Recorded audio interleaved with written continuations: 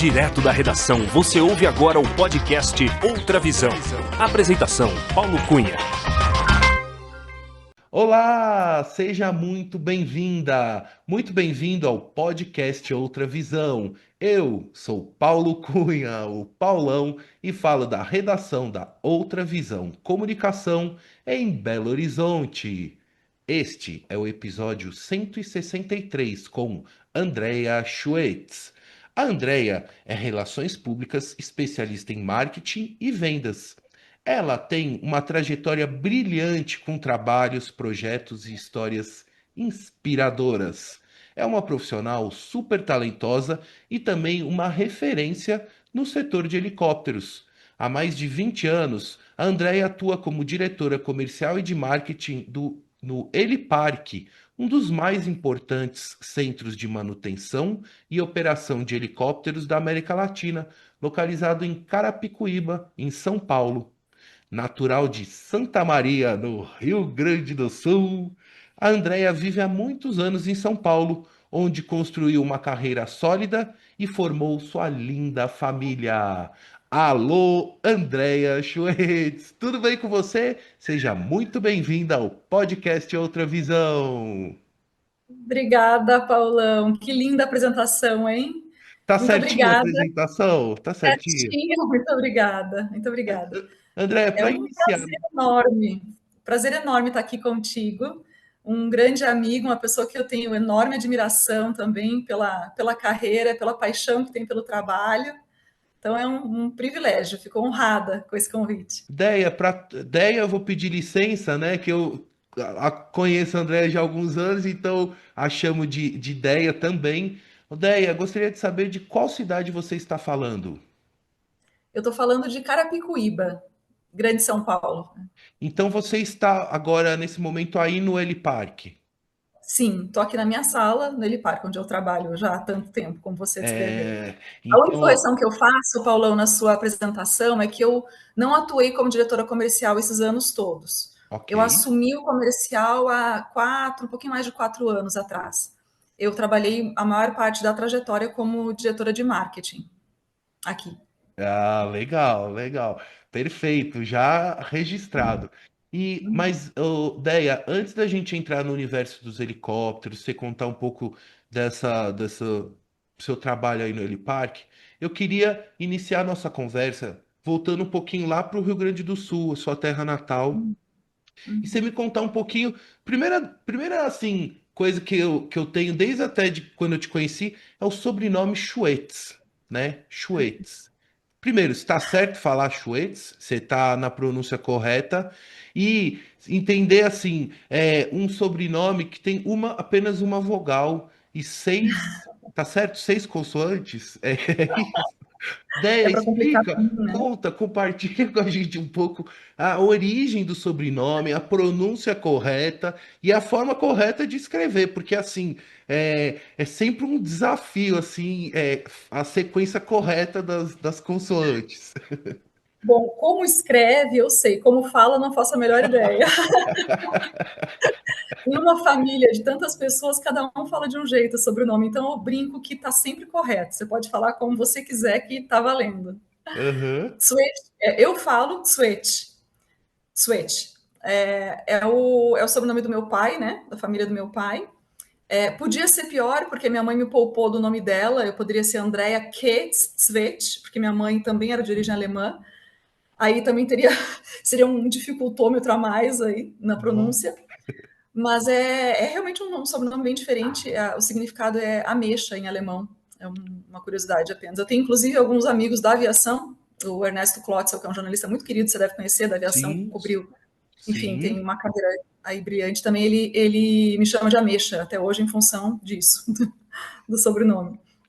Realmente, eu não domino o alemão, não tinha ideia, então, que Schwetz é ameixa em alemão. É, Que interessante, que interessante. Então, a família alemã, de origem alemã, tanto do lado do seu pai quanto da sua mãe, que migraram para o Rio Grande do Sul, são seus bisavós ou seus pais mesmo diretamente? não, os meus pais já nasceram lá, já nasceram no Sul. Minha mãe em São Pedro do Sul, a Dagmar, e meu pai em Santa Maria mesmo, chama Edgar. nomes também diferentes, né? Dagmar e Edgar. Uhum. E são os antepassados realmente que vieram da Alemanha. Alguns fizeram um caminho, foram até a Argentina para vir para o Brasil, outros via Rússia, enfim. Mas E, só tem alemão para trás. e a família alemã, então, aí criou, eles tinham, foi na cidade de Santa Maria, certo? No interior do Rio Grande do Sul, que eles se fixaram. E aí, conta a sua história um pouquinho dessa sua origem lá de Santa Maria, da sua família. Eu queria, assim, aproveitar que você contasse, registrasse essa sua relação tão especial com o Rio Grande do Sul e com as suas origens, né? Porque também você está já há muitos anos em São Paulo, mas tem uma ligação eterna, né, com o Rio Grande do Sul e com Santa Maria, que é uma cidade importante também na área da aviação, né? É, é. Eu vim em Santa Maria, se tornou conhecida na minha carreira quando eu vim trabalhar na aviação, porque na aviação as pessoas conhecem Santa Maria em função da base aérea. Os empregos que eu tive anteriormente, Santa Maria era totalmente desconhecida. Mas é uma cidade que é chamada de coração do Rio Grande. É um jeito carinhoso de falar que é longe de tudo, né? Ela é longe do litoral, é longe da fronteira, é bem no meio do estado. Então, você chegar é uma novela. Mas foi lá que eu nasci e estudei a vida toda e estudei fiz uma faculdade federal de relações públicas e para onde né, eu iniciei minha carreira e que acabou me trazendo para São Paulo depois. Mas voltando um pouco, nasci em Santa Maria, filha da Edgar e da Dagmar. Minha mãe já morreu há alguns anos, vai fazer 5 anos que ela faleceu. E meu pai tem 86 anos e mora lá ainda numa chacrinha, coisa de 15, 20 minutos da cidade, onde ele toma o chimarrão dele todo dia, toma a cachaçinha dele, recebe os amigos, faz os churrasquinhos, onde ele senta num deck com vista para um pôr do sol maravilhoso todo fim de tarde e agradece a vida. Uma pessoa maravilhosa que segue inspirando a gente aí todo santo dia. E eu tenho dois irmãos mais velhos, o João e a Anne, e uma terceira que veio um pouquinho depois. Meu irmão casou muito cedo. E aí chama Gianni, uma italianinha, que também acompanha, eu não sei, não lembro da vida antes dela, então é a irmã também. Eu tenho Uhum. esses três aí que me acompanham, a Anne, o João e a Gi, Ah, que e moram todos espalhados, né? Minha irmã continua em Santa Maria, meu irmão em Santa Catarina, e eu decidi mudar para São Paulo ainda com 20 anos, logo que eu me formei. então. E antes de te perguntar dessa sua saída do Rio Grande do Sul para São Paulo, eu queria saber como é que foi a sua decisão em seguir na carreira, de relações públicas. Lá em Santa Maria tem a Universidade Federal, né, de Santa Maria, muito famosa, não é isso? É muito conhecida. Sim, a É, faculdade é boa. e eu queria saber como é que foi, assim, o que que te motivou, o que que te levou na época da adolescência, naquele período para a gente decidir seguir um curso, o que que te motivou a optar por seguir na carreira de relações públicas? Tem alguém que te influenciou, alguém da sua família, enfim, algum fator que te motivou a seguir nessa carreira? Paulão, eu já fiz essa reflexão em alguns momentos. Às vezes eu suspeito que, independente do curso, do caminho que eu trilhasse, eu ia acabar chegando mais ou menos a fazer o que eu faço hoje, sabe? Eu não sei se você já pensou isso com relação à sua carreira também. Para te encurtar um pouco, assim, eu tive algumas experiências profissionais antes da faculdade. Eu precisei trabalhar um pouco para juntar grana, para fazer cursinho. E aí trabalhei como secretária em estúdio fotográfico, trabalhei em loja, um negócio que eu adorei, trabalhar com vendas de roupa em loja. Foi um emprego que eu curti pra caramba. Foi um pouco mais de um ano onde eu juntei dinheiro para fazer um cursinho e entrar na faculdade federal, que não era fácil. Mas, veja, antes de eu fazer o vestibular para RP, eu fiz na Federal lá um teste para você cursar cursos relacionados à área da saúde. Você tinha que fazer um curso, como fosse um curso, não, desculpa, um teste de aptidão. Aí Perfeito. eu queria fazer uma faculdade de fonoaudiologia, você acredita? Não Olha. sei de onde eu tirei isso e graças a Deus eu reprovei no teste de aptidão. A psicóloga mal conseguiu explicar a razão pela qual eu reprovei, mas o fato é que eu reprovei, felizmente. Não pude prestar o vestibular para fonoaudiologia. E aí eu me inscrevi, olha só, no vestibular de administração, que eu reprovei também, porque não estava pronta, era muito concorrido. E aí, você vê, naquela época já era tipo, sei lá, 30, 40, 50 pessoas por vaga, né, na Uhum, federal. E uhum. aí eu. Mas eu fico pensando que se eu tivesse eventualmente passado naquele curso de administração, eu invariavelmente teria migrado para uma área de marketing e acabaria fazendo o que eu faço hoje, sabe? Às vezes eu fico pensando, mas de fato o curso de RP me despertou um pouco em função da experiência que eu tive nessa loja, de relações humanas, de gerenciar conflito entre equipe que trabalhava na época lá, e questão de vendas. Então, assim, foi uma série de relações humanas que me levou a descobrir o curso de RP. Um pouco também por interface da minha mãe, eu lembro de conversar muito com ela sobre isso, e ela mencionar assim, curso de comunicação, e palpite de mãe tem uma força absurda, né? Então ela teve alguma contribuição com isso também. E aí eu acabei optando pelo curso, chamava curso de comunicação social, habilitação e relações públicas. Então você estudava os 2 primeiros anos junto com profissionais da área, com alunos que estavam estudando publicidade e jornalismo. Era tudo junto e depois um curso mais dirigido. Exatamente, exatamente. É semelhante ao curso que eu fiz também, né? Somos Jornalismo. bacharel em comunicação social, né?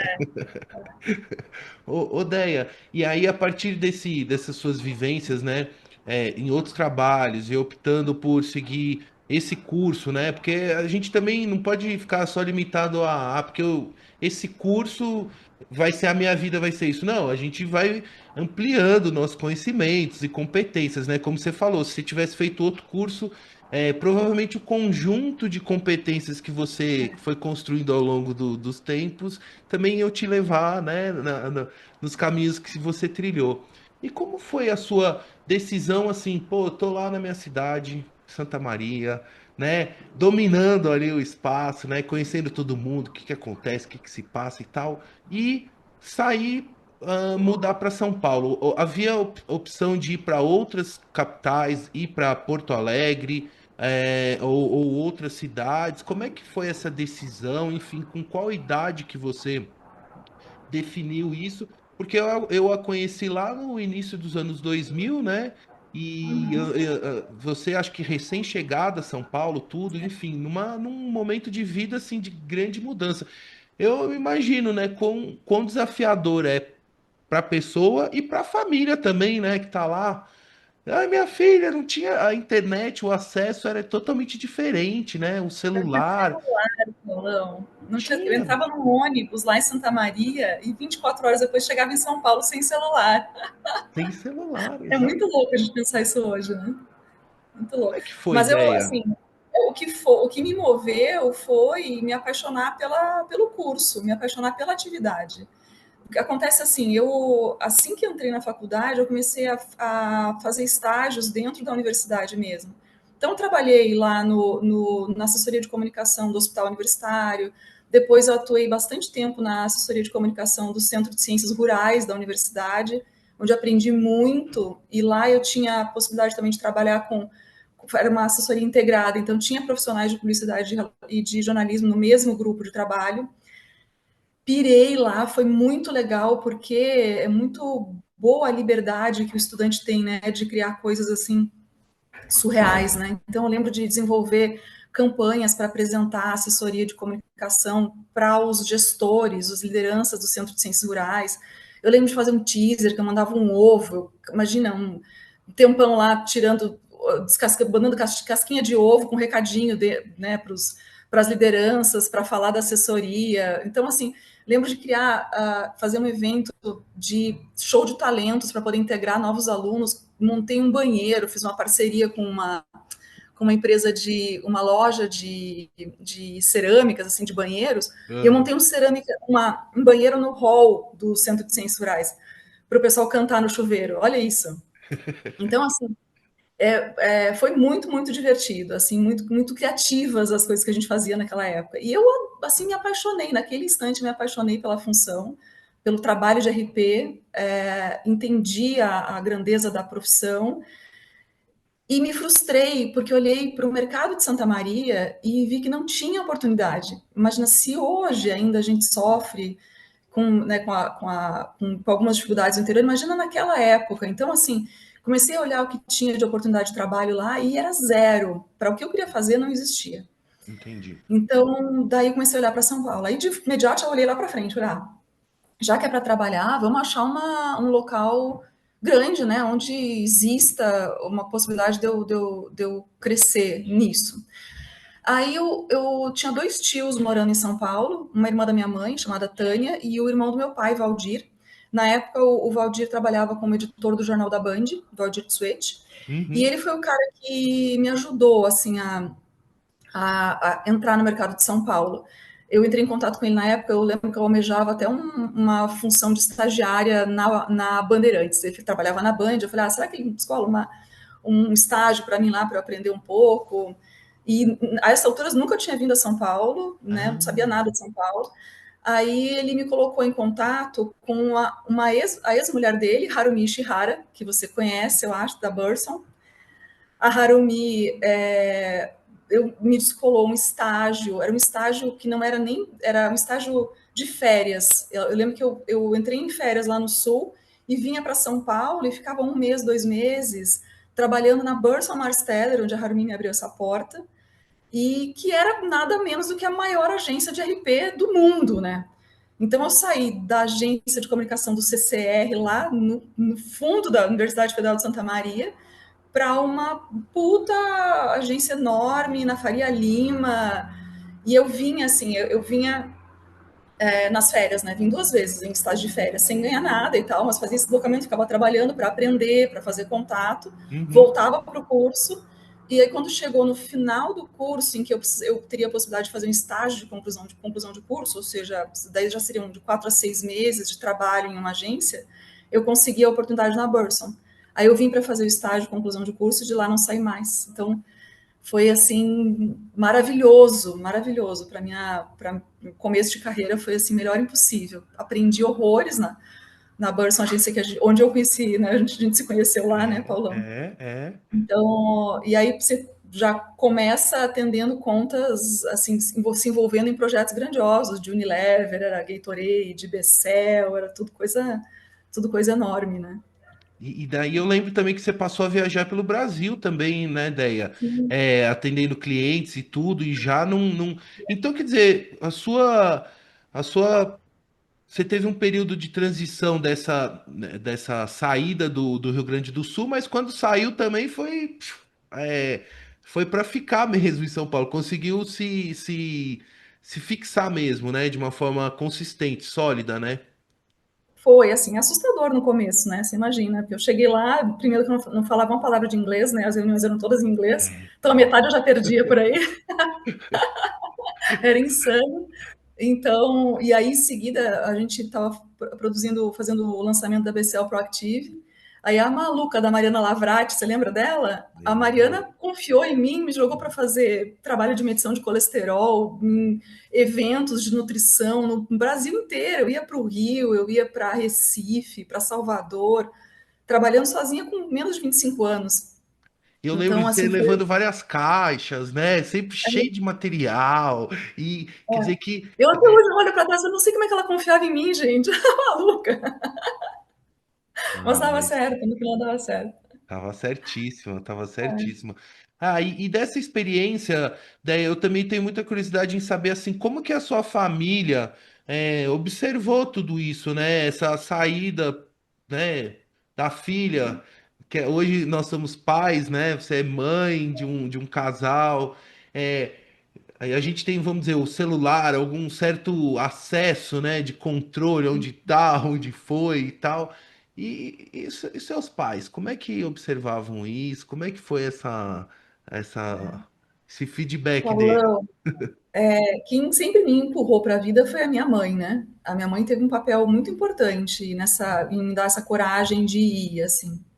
Minha mãe me dava essa coragem de ir e meu pai me dava o carinho da volta. Até hoje é assim. Meu pai, assim, é um transborda amor, né? É uma coisa assim que dá vontade de viver colado. É aquele cara que era mais difícil de eu dar tchau. Então, meu pai me levava na rodoviária, chorava na saída e chorava na chegada, ambos, né? Eu chorava na estrada, ele chorava lá, enfim. E a minha mãe sempre me empurrando. Então, a mãe é aquela assim, mãe, eu estou pensando em ir para São Paulo. Quando? Vá. Sabe? Assim, vá. Uhum. Ela sempre me deu esse impulso. Até como eu depois eu acabei indo morar em Londres também, um período, foi ela que me levou no aeroporto e deu aquela empurradinha final, tipo, pronto, já vai fechar o portão, entra logo de uma vez.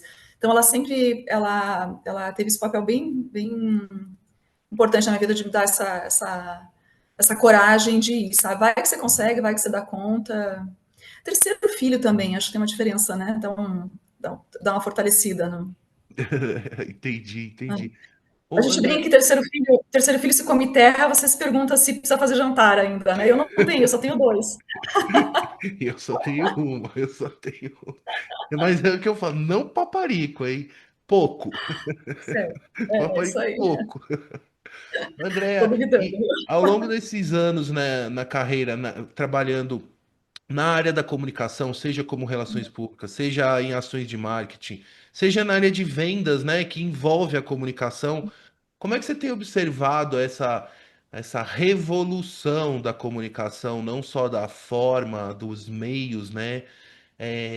E você que está aí numa empresa já há mais de 20 anos, enfim, e também tem as vivências antes, né, do período longo que você está aí no L Park, mas como é que você, que a gente até conversou antes do nossa gravação, do analógico, né? A gente é um pouco ainda, a gente é uma geração que passou do viver o final do analógico e a transição para o digital com uma certa saudade também, um pouco do analógico, assim, eu queria saber essa sua visão, essa sua outra visão, né? Até pela sua experiência e vivência, assim, tão intensa de trabalho, né, no corporativo. Como é que você tem observado essa evolução? Até que ponto tem feito bem, o que não tem feito bem, o que pode ajustar? Queria te ouvir um pouquinho.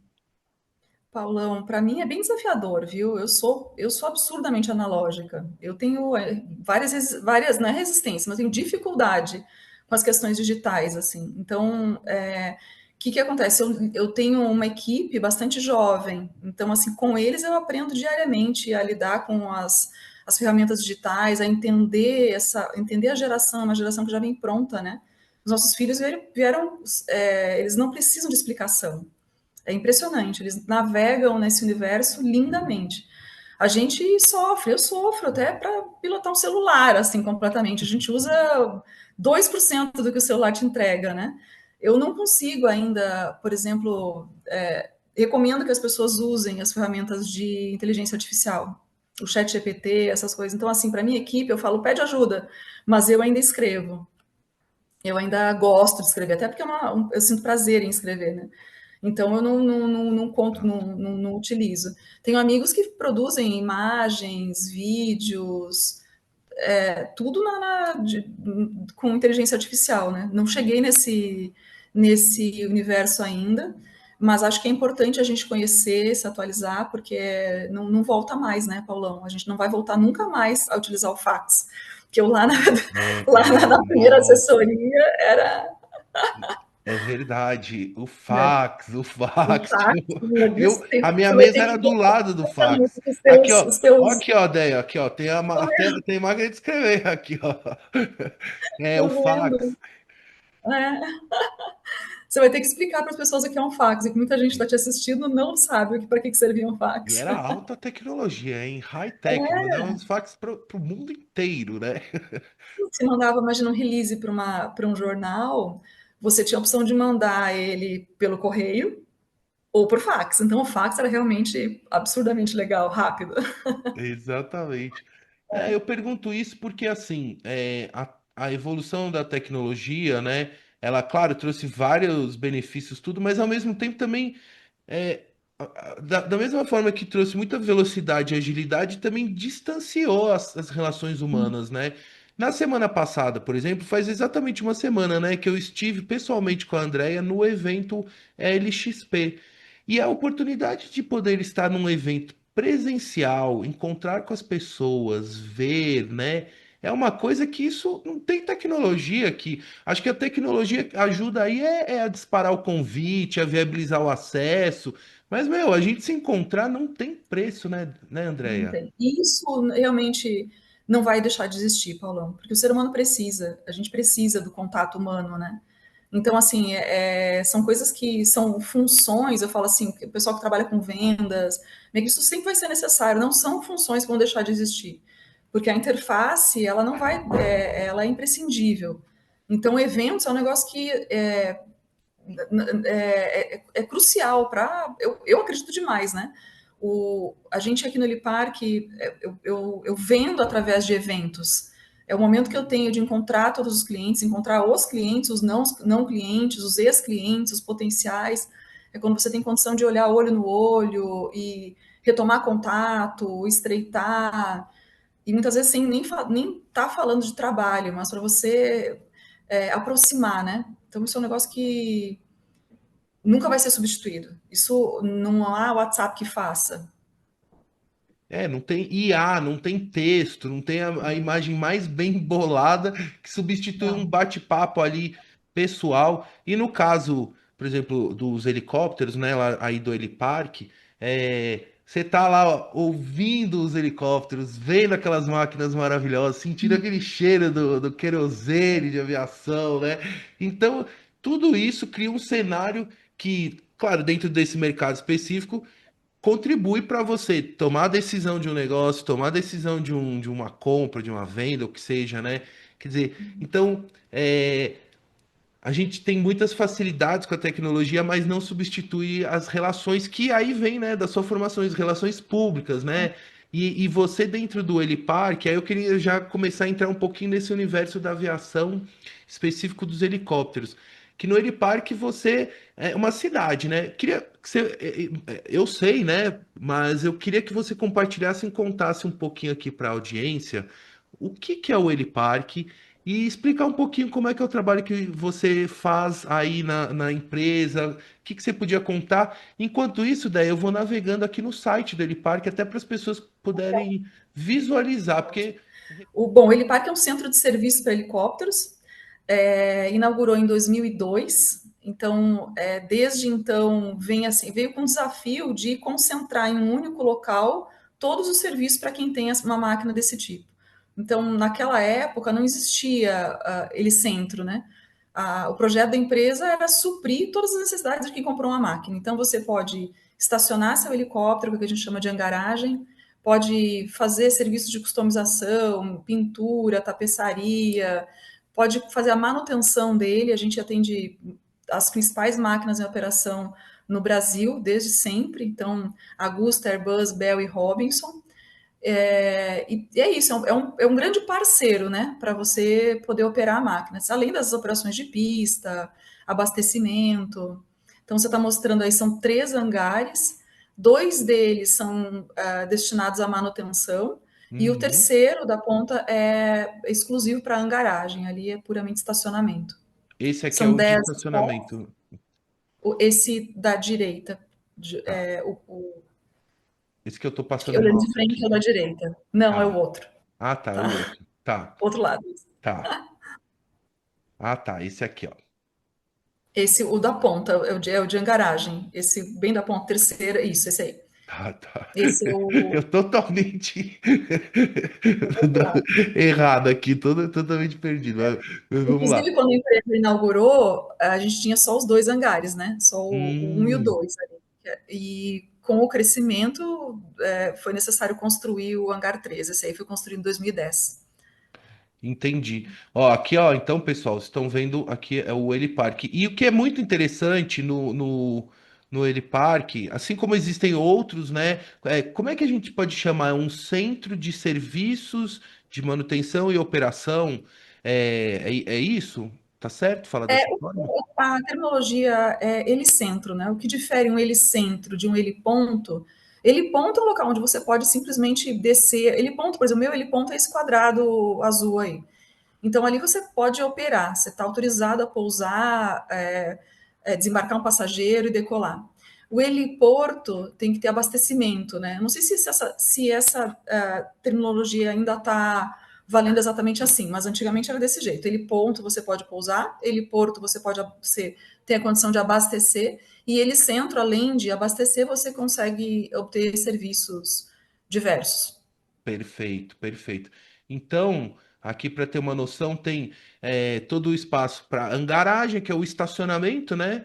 A Isso. manutenção, pintura. E uma coisa que eu li recente aqui, até numa matéria da FLAP sobre o mercado de helicópteros, é que você tem um projeto, e eu sei que o Helipark, você diretamente, né, André, já apoiou e já viabilizou vários projetos no universo da aviação, inclusive de inclusão social, que é trazer, promover a formação de jovens para técnicos em manutenção de aeronaves. O que você podia contar um pouquinho sobre específico esse projeto e outros que você realiza aí? Eu tenho dois aspectos aí importantes. Primeiro que a mão de obra é muito escassa nesse universo de manutenção, de helicóptero e avião também, mas helicóptero especialmente é uma briga por mão de obra. Então você tem que necessariamente formar. A gente tem um perfil aqui no Elipac de investir muito em treinamento. Eu acho que não existe outra empresa no país que invista tanto em treinamento de funcionário quanto o Elipac. O ano passado, se eu não estou enganada, foram 460 treinamentos que a gente ofereceu em um ano.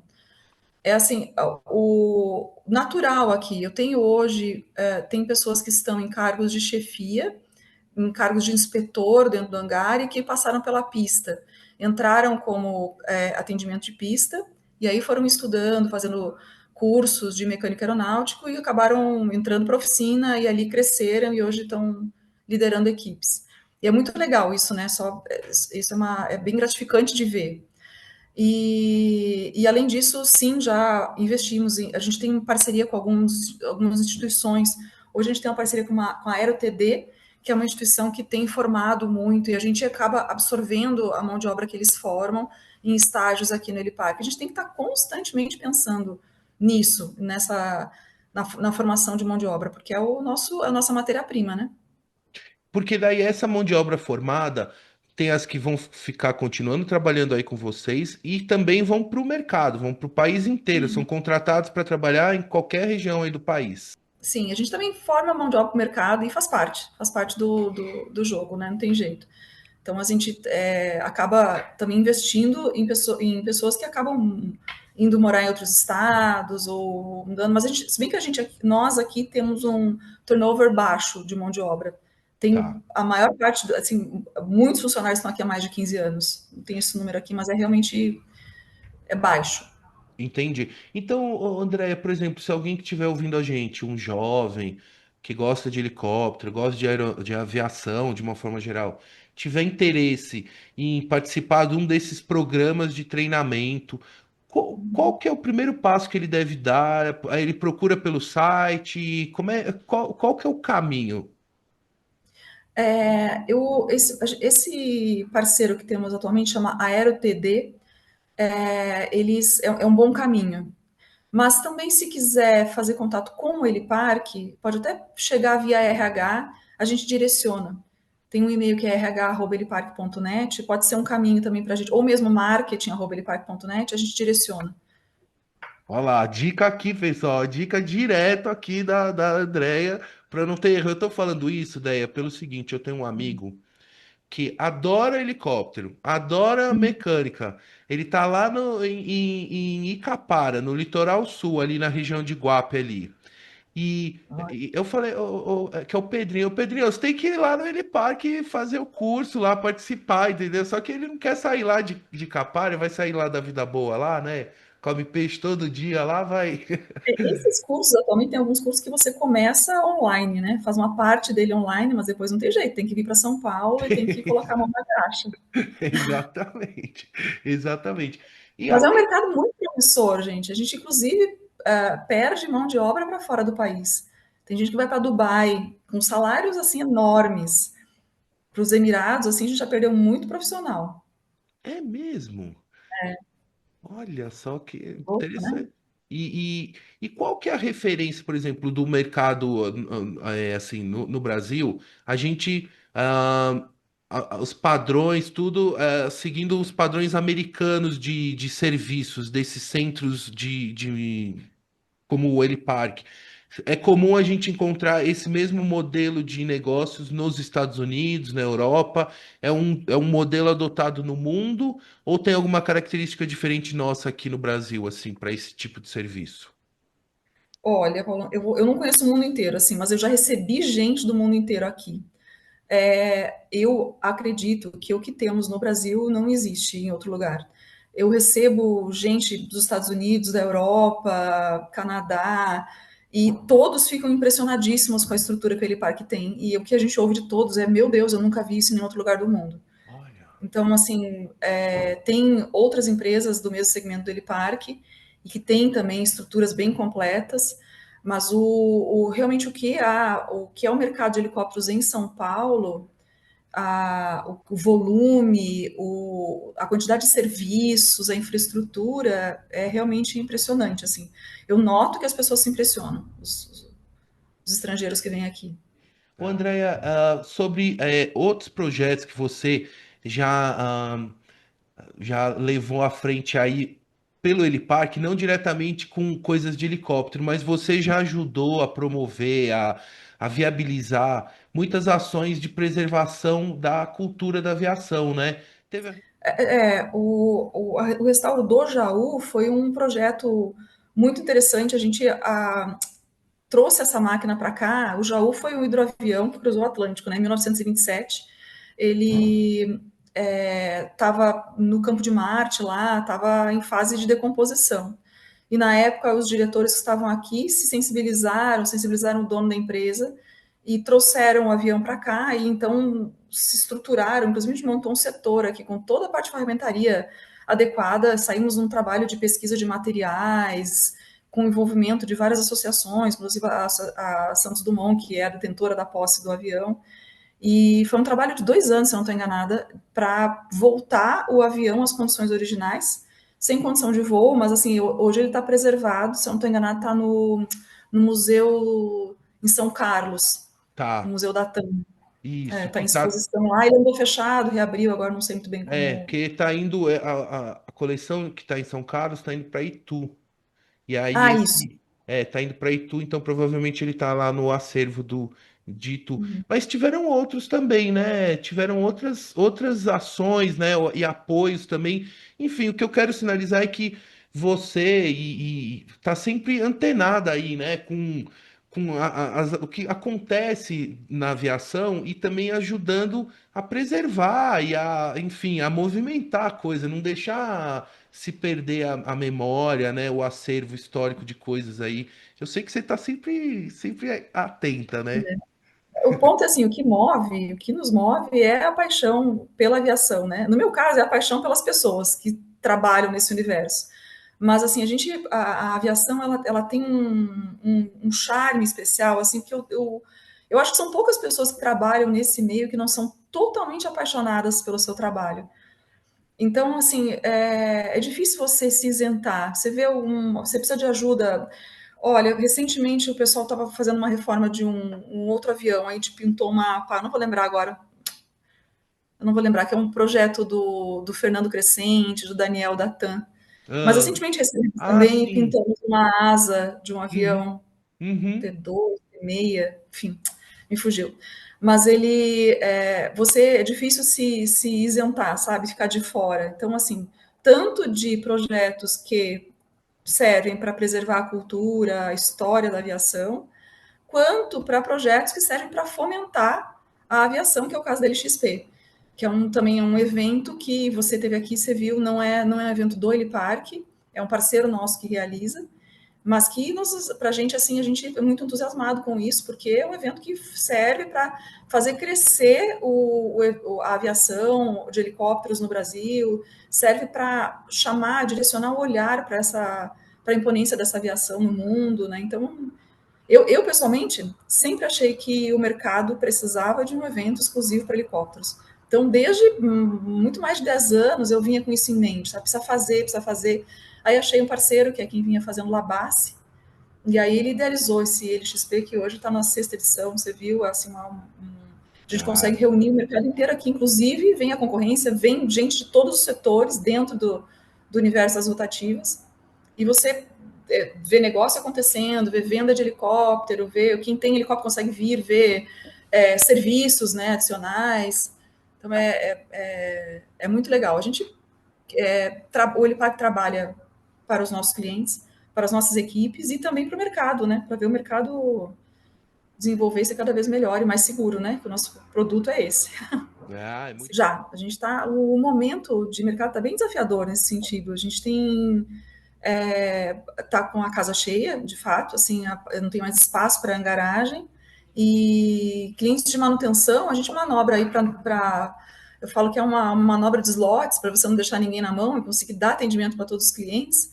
Mas é um quebra-cabeça para você conseguir dar atendimento para todos, dado a condição que eu te falei antes, que é de ter escassez de mão de obra. A gente está sempre contratando, sempre contratando. E então, assim, tá maravilhoso. Para quem trabalha nesse universo, tá maravilhoso, porque tem muito emprego, não falta cliente, mas é essa luta por espaço, né? Então, a LXP realmente esse ano, a gente precisou encolher um pouquinho o tamanho físico dela, né? Para ela poder caber ali.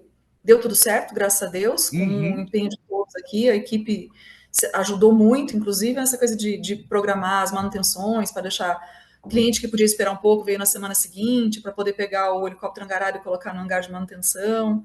Então, foi um evento que contou muito com o apoio de todas as lideranças aqui para que acontecesse seguro e lindo do jeito que foi.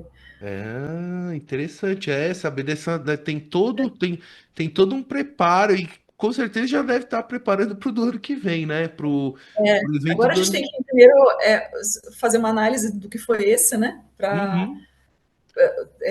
Assim, dano não teve nenhum, foi tudo certo, questão de segurança, tudo maravilhoso, mas ver o quanto que os clientes, né, se não incomodou realmente, para a gente poder fazer uma avaliação para planejar os próximos. E Sim. também existe a possibilidade, eventualmente, do evento ser feito em outro local, né? Porque ele é um evento que é importante para o mercado, independente de ser dentro do Helipark ou não, que ele perdure, né?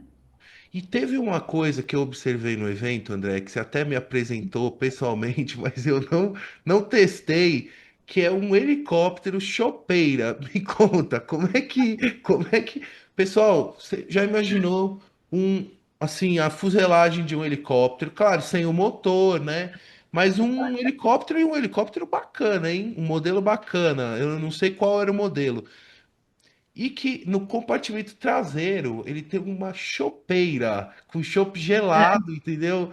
Mas tem alguém que bolou essa ideia, que teve essa ideia, que essa pessoa está aqui no podcast Outra Visão. Daí me conta como é que é um helicóptero chopp, como é que é?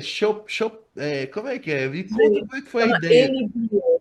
Chama Eli Beer. Ah, ele Beer. Eu, pessoalmente, acho que é o melhor helicóptero do Brasil. Eu apresento ele, olha, esse aqui está o nosso helicóptero, é o melhor do Brasil. É um Bell 430, que o Helipark comprou há muitos anos, foi um helicóptero acidentado, comprou para, enfim, aproveitar algum componente lá, que ele teve um pouso de mau jeito, e aí a gente usou o que era possível ali, de peças e tal, e ficou a carcaça, né? Durante muitos anos encostada a carcaça aí. Aí o pessoal pergunta, nossa, mas de onde surgiu a ideia? Eu falei, gente, quem gosta de uma cerveja, olha um negócio desse, óbvio, vai pensar numa chopeira, gente, num bar. Então, eu, durante muitos anos, insisti nesse assunto aqui. Falei, gente, vamos fazer um bar, vamos fazer um bar. Aí, acabou que deu certo. A gente foi mais do que foi um projeto um pouco de integração também entre os funcionários, porque a gente, quando decidiu, de fato, colocar as torneiras de chopp ali, a gente levou o helicóptero para a área de pintura e os próprios pintores se organizaram, escolheram o layout, escolheram as cores.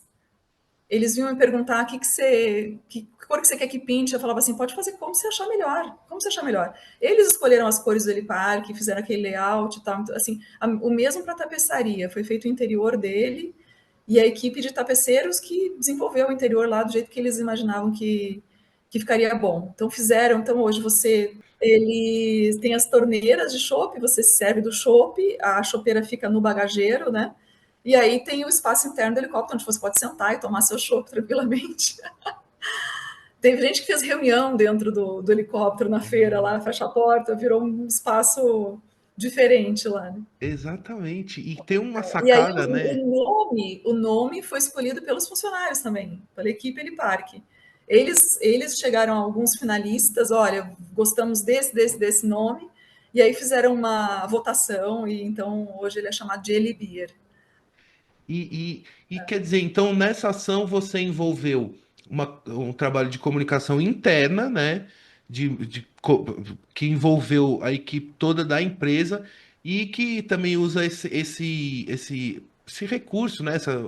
Esse equipamento que vocês desenvolveram para também divulgar o nome da empresa quando vocês estão em outros eventos externos, que você consegue transportar isso daí, né? Uhum, sim, só não voa, Só não voa, ele tem que. Mas vai é de muito. caminhão. Foi uma sacada muito, muito legal, assim, e que dá uma. Vamos dizer, uma identidade, né? Que mostra da Paulão, você nem criatividade, né? imagina o sucesso que faz numa Lavassi, a gente levou esse helicóptero, vinha gente da PW do Canadá, vinha gente da Bélgica, dos Estados Unidos, gente de fora, tirando foto, fazendo vídeo. Olha aqui, não tem nenhum lugar do mundo. O que já veio de gente, assim, de segmentos completamente estranhos, me perguntar se poderia usar o helicóptero. Eu falo assim, gente, como é que faz? Será que eu tenho que montar uma empresa agora para poder locar esse equipamento? Mas muita gente interessada, sabe, curioso com É relação ao... mesmo. Olha. Agora sim, é que no dia eu não pude experimentar que eu tava dirigindo, eu ia pegar a estrada. E o chopp é bom? O chopp é importante, esse fluido aí do Sim, helicóptero não sim. pode ficar. É, o que a ver, né? Que a gente põe o querosene de aviação.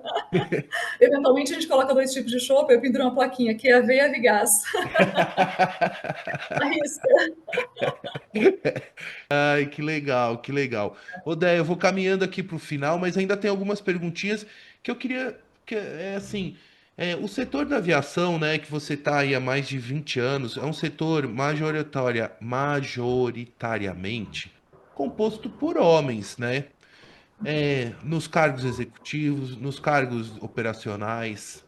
Mas já também nos últimos 20, 30 anos, as mulheres vêm ocupando com muita competência os seus espaços no setor de aviação.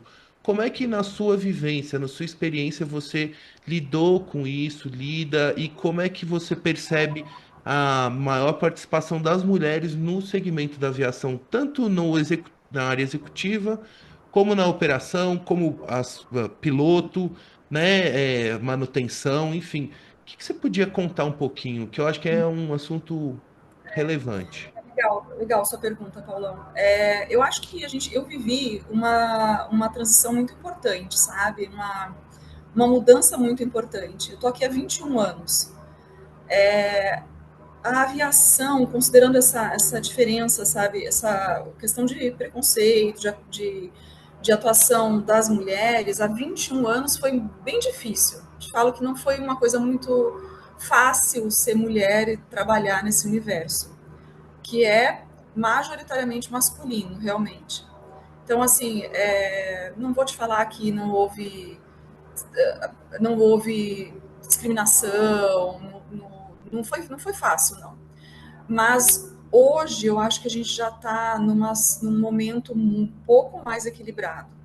Tem mais mulheres trabalhando, as mulheres estão sendo mais respeitadas. Isso é trabalho de nosso mesmo, a gente, nosso de mostrar que aqui viemos, sabe? Mostrar desempenho e maturidade, sabe? De conseguir trabalhar e não dar bola para discursos, porque invariavelmente surge, né? Discurso de machista, assim, nos ambientes.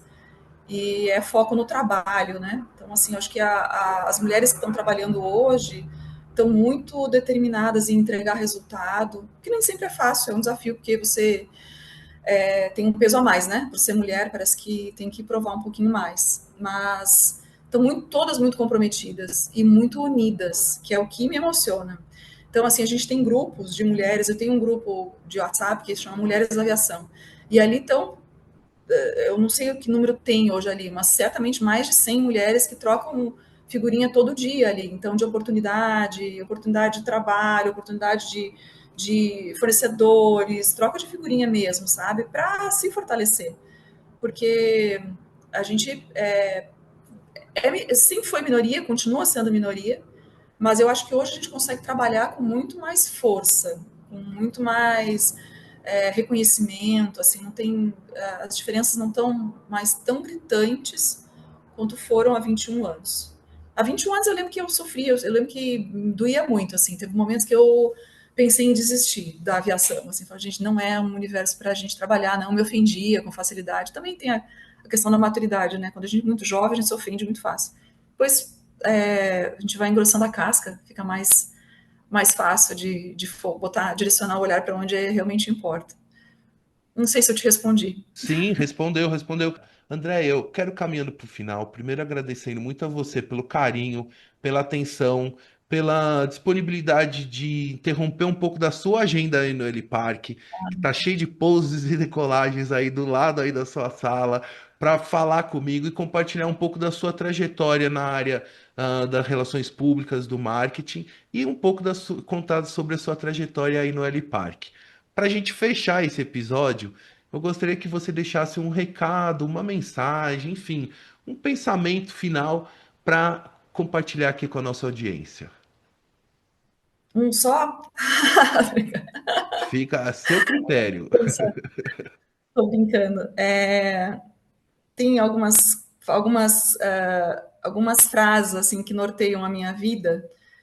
Já que eu falei bastante da minha mãe, eu vou falar duas palavras que são dela, assim, que eu acho que é legal. A minha mãe, no finalzinho da vida, ela brigava contra uma infecção no joelho dela com relação à prótese que ela colocou. E ela, acho que a última vez que eu encontrei com ela pessoalmente, porque também morou lá em Santa Maria até o final da vida, eu em São Paulo, indo encontrar com ela sempre que dava, ela falou para mim assim: passa rápido. Então é uma coisa que eu guardo para mim, assim, com frequência eu lembro dessa frase da minha mãe, lembra dizendo: passa muito rápido. Então, assim, a vida é um sopro, né? Sem querer fazer demagogia aqui, nada disso, mas eu acho que é uma coisa que, para deixar uma mensagem, eu costumo lembrar também com frequência que tudo passa no sentido de que o que é bom passa, o que é ruim passa também, é a questão da impermanência, né, das coisas. Mas essa frase da minha mãe, que fala assim, passa rápido, é o que eu acho que eu queria deixar aqui de final, assim, para a gente trabalhar com vontade, trabalhar no que gosta, trabalhar apaixonado, viver apaixonado, curtir os amigos, curtir a família, os filhos. É muita coisa para a gente curtir em tão pouco tempo. Então, assim, vamos olhar para o que merece atenção de fato, e tem muita coisa que não merece atenção que a gente gasta, né, Paulão? Gasta tempo, energia com coisas que não fazem a menor diferença. Ah, muito obrigado, Andréia. Um beijo para você e sucesso sempre que estou sempre aqui te acompanhando, tá bom? Um E, beijo! Paulão, muito obrigada, fico muito feliz. Tchau!